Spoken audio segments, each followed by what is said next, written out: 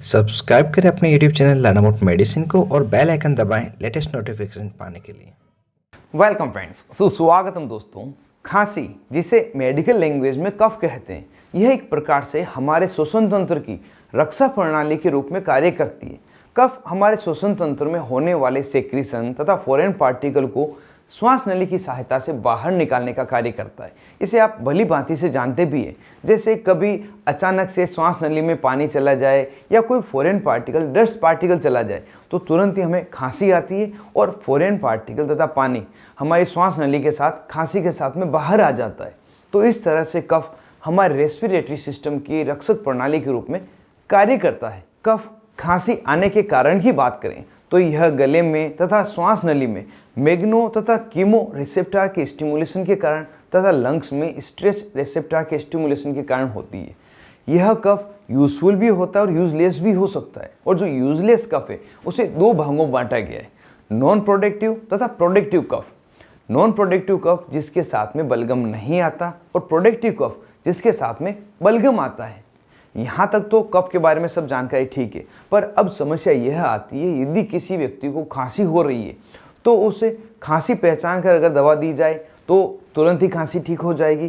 परंतु यदि खांसी को बिना पहचाने दवा दे देते हैं और चाहे उसके साथ कितनी भी एंटीबायोटिक भी दवाएं दे रहे हो, खांसी में फ़ायदा नहीं होता है, खांसी ठीक नहीं होती, तो कफ के अकॉर्डिंग ही दवा देनी चाहिए।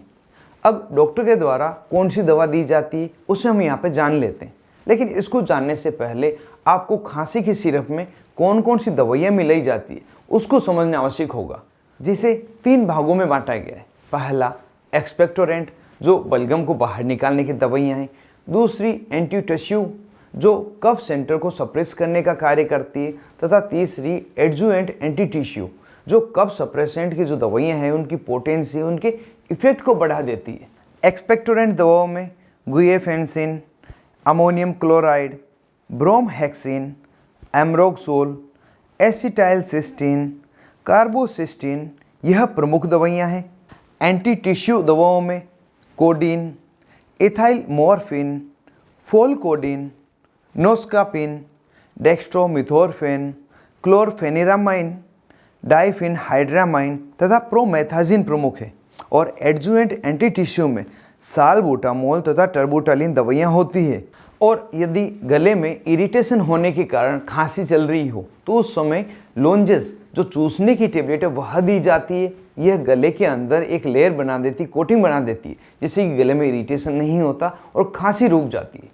सभी प्रकार की जो दवाइयाँ हैं उनको हम एग्जाम्पल से समझ लेते हैं। साथ ही उनकी पॉपुलर ब्रांड नेम कौन सी है, कब कौन सी दवा दी जाती है, कितनी मात्रा में दी जाती है, इन सभी को हम यहाँ पे जान लेते हैं।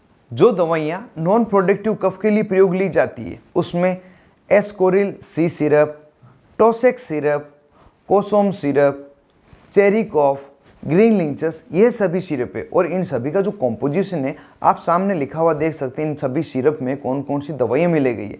और जो प्रोडक्टिव कफ के लिए दी जाती है उसमें Asthakind syrup, Asthalin expectorant, Brozedex syrup, Ventolin expectorant, Grilinctus BM, Ascoril plus syrup, यह सभी दी जाती है। यहाँ पर कई दवाओं में आप देखेंगे कि एंटी टिश्यू तथा एक्सपेक्टोरेंट दोनों ही दवाइयाँ एक सिरप में मिला दी गई है।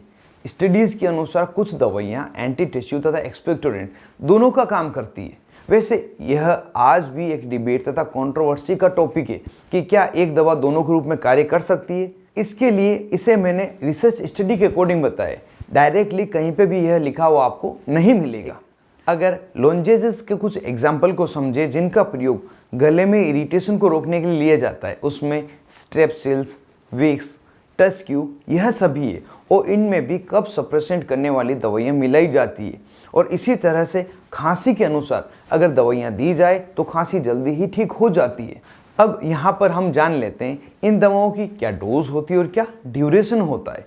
डोज की अगर बात करें तो एडल्ट में जिन दवाओं के बारे में हमने बात की हो या जो भी खांसी की दवा होती है वह 5 ml से लगाकर 10 ml डॉक्टर द्वारा लेने की सलाह दी जाती है। इसे दिन में 2 बार या ज़्यादा आवश्यकता हो तो दिन में 3 बार दिया जाता है। और ड्यूरेशन की अगर बात करें तो 3 दिन, 5 दिन या 7 दिन तक आवश्यकता अनुसार डॉक्टर द्वारा उन्हें दिया जाता है। इस सिरप को खाने के पहले या खाने के बाद कभी भी ले सकते हैं। यदि किसी व्यक्ति को खाने के पहले लेने में गैस्ट्रिक इरिटेशन हो रहा है तो हमेशा खाने के बाद ही इसका प्रयोग करें। किसी भी प्रकार की खांसी की दवा का प्रयोग करते समय एक बात आप ध्यान रखें, चूंकि एक OTC प्रोडक्ट है, आप डायरेक्ट मेडिकल स्टोर से लेके आ सकते हैं, तो एक ही दवा की 2 प्रिपरेशन आप साथ में नहीं खाएं। जैसे कि आप चूसने वाली जो गोली है, लोंजेसेस है, वह ले रहे हैं जिसमें डेक्स्ट्रोमेथोर्फेन है, साथ ही डेक्स्ट्रोमेथोर्फेन की एक सिरप आपने ले ली। दोनों अगर साथ में लेते हैं तो आपको ओवरडोज हो सकती है, आपको कुछ समस्या हो सकती है। इसलिए खांसी की कोई भी एक प्रिपरेशन का प्रयोग करें, चाहे सिरप लें या चाहे लोंजेसेस लें, जिससे कि आपको समस्या नहीं हो, आपकी खांसी जल्दी ही ठीक हो जाए। और अगर आप डॉक्टर की सलाह के अकॉर्डिंग लेते हैं तो आपको किसी प्रकार की समस्या नहीं होती। तो दोस्तों, आज का यह वीडियो मैंने बनाए हैं खांसी की दवा को किस तरह से चुनाव किया जाता है जिससे कि खांसी तुरंत ही रुक जाए, और डॉक्टर कौन कौन सी दवाइयाँ देते हैं। उम्मीद करता हूँ यह वीडियो आपके लिए बहुत ही हेल्पफुल रहेगा और काफ़ी नई जानकारी आपको मिली होगी। इस वीडियो में बस इतना ही। मिलते हैं किसी नए वीडियो में, नई दवा, नई टॉपिक के साथ में। तब तक के लिए स्वस्थ रहें और मस्त रहें।